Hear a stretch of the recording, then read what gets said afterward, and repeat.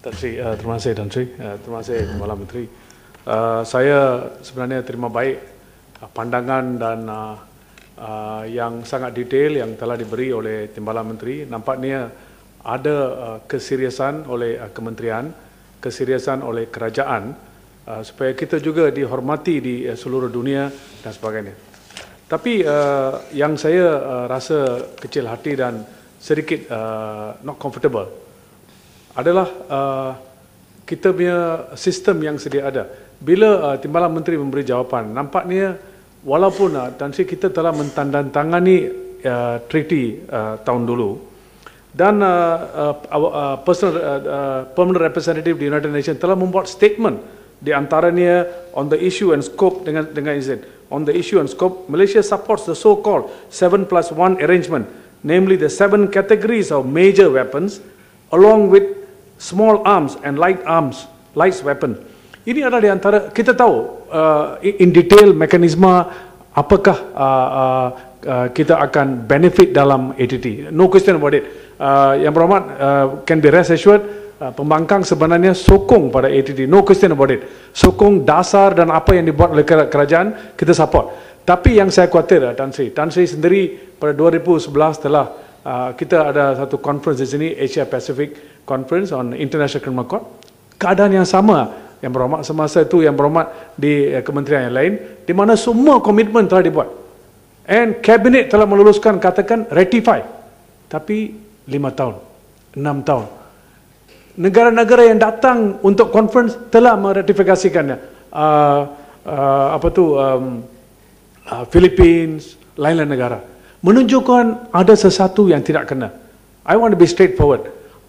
Kita perlu bukan sahaja hasrat, we want to show that out of the country that our commitment, but also there must be initiative, there must be time limit. Saya tahu mungkin yang berhormat ada banyak treaty dan sebagainya, there are certain limitations and all that. Tapi ini ada satu di antara kita perlu bangga kerana we were one of the first few in this region. And let's be the champion to accelerate untuk menunjuk kepada negara-negara lain bahawa Malaysia pun betul-betul Malaysia boleh dan kita boleh. Saya soalan simple saja, berapa lama lagi? Kerana saya khawatir kita perlu lagi 60 bulan ke? Terima kasih. Dengan izin Datuk Timbalan Menteri, jika boleh, saya nak tambah sikit sini. Memang kami menerima baik apa jawapan yang telah diberikan oleh Datuk Timbalan Menteri, terutama mengatakan kerajaan menyokong ATT ini demi untuk mencegah pemindahan senjata konvensional secara haram dan kepada tangan dengan izin non-state actors termasuk kumpulan pengganas dan lainnya. Tapi apa yang bimbangkan saya adalah apabila jawapan yang seterusnya di mana Datuk Timbalan Menteri mengatakan bahawa kita perlu mengkaji isu genosid, jenayah terhadap manusia, jenayah perang war. Saya rasa kita ada terlalu out of focus sikit sini. Sebab itu under ICC saya setuju. Tapi di bawah ATT, kami hanya mempertimbangkan tentang penjualan, perdagangan senjata konvensional, bukan isu war crime. Itu under ICJ. Jadi kenapa sekarang ini dibawa masuk kepada ITT? Saya difahamkan semasa ITT ini di draft, kerajaan Malaysia kita telah pun dipelawa untuk mengambil bahagian dalam pendraftan ataupun in the drafting of the act of the treaty dengan izin Tan Sri Datuk Yang Di-Pertua. Jadi saya tak faham kenapa sekarang isu mengenai terminasi, ekspor, import ini semua memang terada dalam treaty tersebut sekali. Jadi amat kami khawatir kalau gini caranya mungkin seperti apa yang dikatakan oleh Ipoh Timur, Ipoh Barat maksudnya, ia akan mengambil mangsa yang berapa lama lagi untuk meratifikasikan ATT ini. Kita telah terlepas satu peluang seperti mana kita tahu di dalam ICC itu. Kita telah terlepas peluang itu. Jangan kita sekarang pula terlepas peluang yang mana ATT ini sama ada ratifikasi Malaysia dibuat atau tidak akan bermula kuat kuasa pada 25 Disember tahun ini. Sebab lebih daripada 50 telah pun membuat ratifikasi. Jadi kami harap kerajaan ambillah langkah yang serius untuk menyelesaikan dan mengambil langkah serius untuk meratifikasi dengan secepat mungkin. Terima kasih. Terima kasih kepada kedua yang berhormat. Pertamanya Ipoh Barat. Kalau dah setuju, dah sokong, sabar je lah.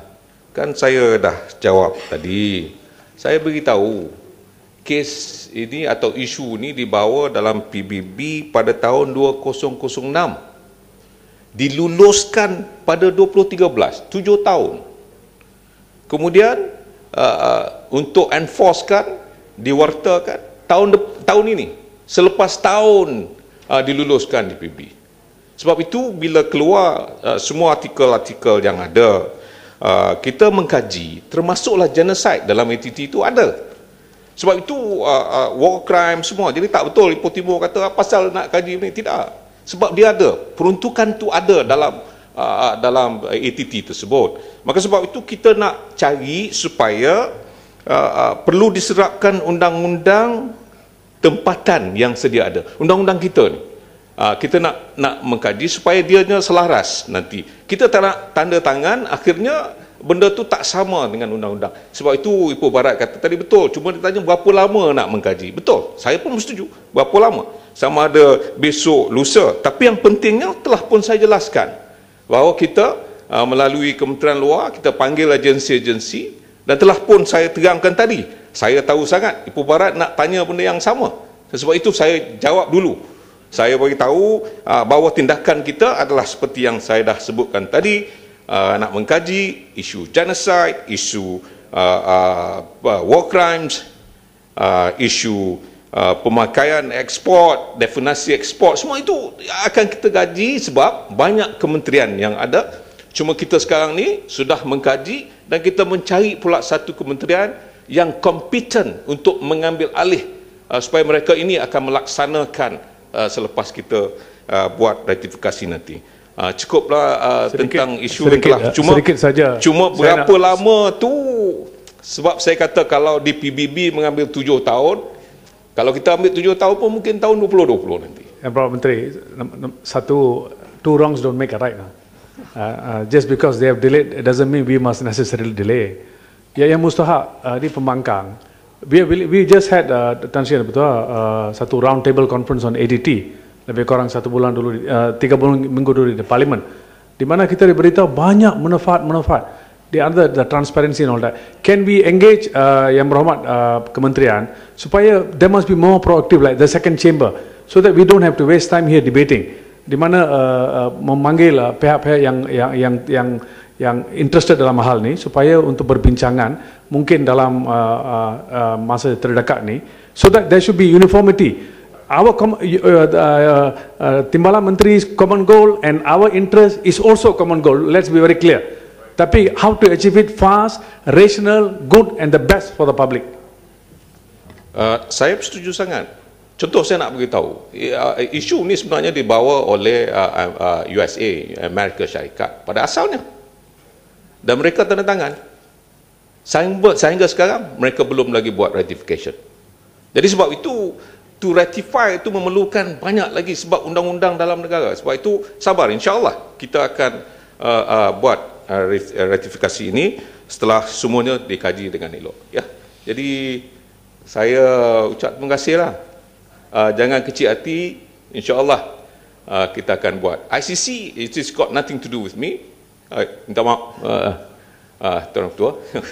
ICC itu a lot to do with your ministry, because sebelum ini saya personally Tan Sri 10 years I was engaging with the ministry, bukan 1 tahun, over the years, so many international conferences, so many meetings, sampai one after another, A to Z saya masuk. And actually ATT dengan izin is actually an overlap of whatever it is. That is why dalam perbahasan saya kata MH17 bila it was shot down, these are some of the things that we could have avoided if we have become member of the ICC, of the Rome Statute, ATT and all that, because this is direct benefit.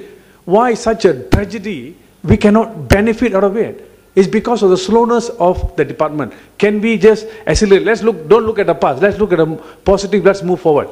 Alright, Ipoh Barat, saya ucapkan terima kasih Tuan Ketua. Saya nak jelaskan, sebab tu saya kata bila Ipoh Barat membangkitkan isu ICC ini, saya kata telah pun dijawab oleh Menteri Jabatan Perdana Menteri. Jadi saya tidak mahu menjawabnya sekali lagi. Kalau dia sudah mengatakan itu status quo, itulah jawapan yang saya berikan bersama. Jadi saya tidak mahu kita berbahas di sini tentang isu ICC yang sepatutnya ataupun yang telah pun dijawab oleh semalam oleh Yang Berhormat Jabatan Perdana Menteri.